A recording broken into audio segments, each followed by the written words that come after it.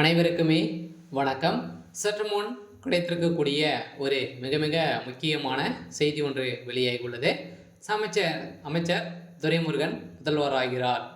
முதல்வர் ஸ்டாலின் திடீர் ராஜினாமா. இது மாதிரி பார்த்தீங்கன்னா செய்திகள் வெளியாகிருக்கு. ஏற்கனவே திமுகவுடைய தலைமையகத்துக்கு ஒரு மிகப்பெரிய பிரச்சனையாக தான் வந்துட்டு இருக்கக்கூடிய நிலையில் பார்த்தீங்கன்னா எதிர்க்கட்சி தலைவர்களும் மக்களும் பார்த்தீங்கன்னா திமுகவுடைய எதிர்ப்பு போராட்டங்கள் நடத்தியிருக்காங்க.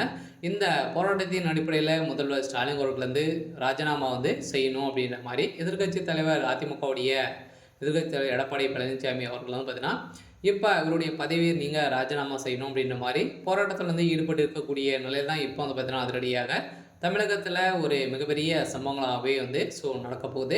ஏற்கனவே ஆளுநருடைய விஷயத்திலும் முதல்வர் ஸ்டாலின் அவர்கள் சிக்கியிருக்காரு. நீதிமன்றமும் தீர்ப்பும் வழங்கியிருக்காங்க.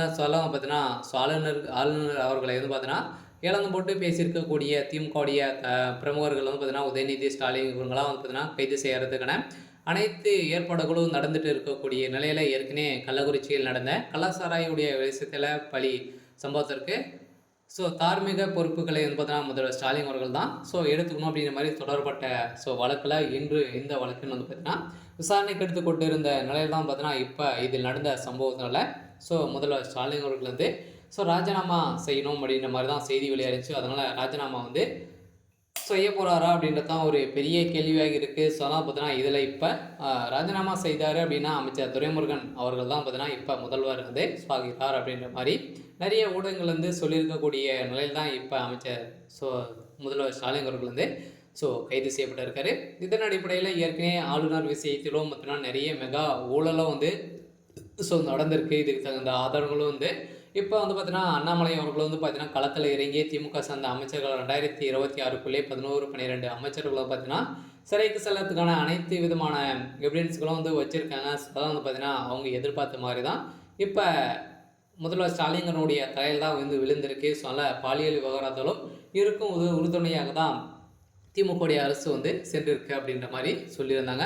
அதெல்லாம் ஏற்கனவே சொல்லப்பட்ட வழக்கில் தான் இப்போ முதல்வர் ஸ்டாலின் அவர்கள் பார்த்தீங்கன்னா அவருடைய பதவி ராஜினாமா செய்யணும். இவருக்கு பார்த்தீங்கன்னா அரசை வழிநடத்தக்கூடிய தகுதிகள் இவருக்கு இல்லை அப்படின்ற மாதிரி தான் எதிர்க்கட்சி தலைவர்கள் அனைவருமே குற்றச்சாட்டுகள் வந்திருக்கக்கூடிய நிலையில் இந்த பாலியல் விவகாரத்தாலும் பார்த்தீங்கன்னா அடிக்கடி பார்த்தீங்கன்னா இப்போ ரயிலில் நடக்குது, பஸ்ஸில் நடக்குது, இது மாதிரி எங்கே பார்த்தாலும் நடந்திருக்கக்கூடிய நிலையில் அப்போ திமுகவுடைய அரசு என்ன செய்துட்டு இருக்கு, அப்போ திமுக தான் உறுதுணையாக போயிருக்கா அப்படின்ற மாதிரி கேள்வி எழுப்பப்பட்டிருக்கக்கூடிய நிலையில் தான் இப்போ அதிரடியாக பார்த்தீங்கன்னா முதல்வர் ஸ்டாலினுடைய தலையில் தான் அனைத்துமே விடிந்திருக்கு. இந்த விவகாரத்தின் அடிப்படையில் தான் இப்போ முதல்வர் ஸ்டாலின் அவர்கள் எதிராக போராட்டங்கள் நடந்திருக்கு. முதல்வர் ஸ்டாலின் அவர்கள் ராஜினாமா செய்யறதுக்கான அனைத்து விதமான ஏற்பாடுகளும் நடந்திருக்கு. அமைச்சர் துரைமுருகன் அவர்கள் முதல்வராக பொறுப்பேற்கக்கூடிய நிலையில் இருக்காரு. சரி, ஓகே. இன்னைக்கான அப்டேட் இதுதான். மறக்காமல் நம்மளுடைய சேனலை சப்ஸ்கிரைப் பண்ணி சப்போர்ட் பண்ணுங்கள். தேங்க்யூ.